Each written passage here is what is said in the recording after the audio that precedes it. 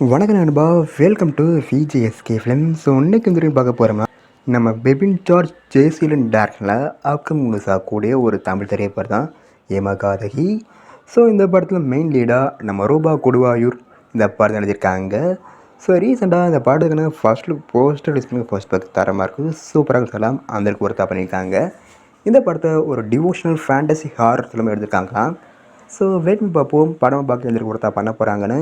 And படத்துக்குன்னு release date பார்த்தீங்கன்னா update கிடைச்சதும் நம்ம இதில் கன்ஃபார்ம் அப்டேட் பண்ணுறேன்.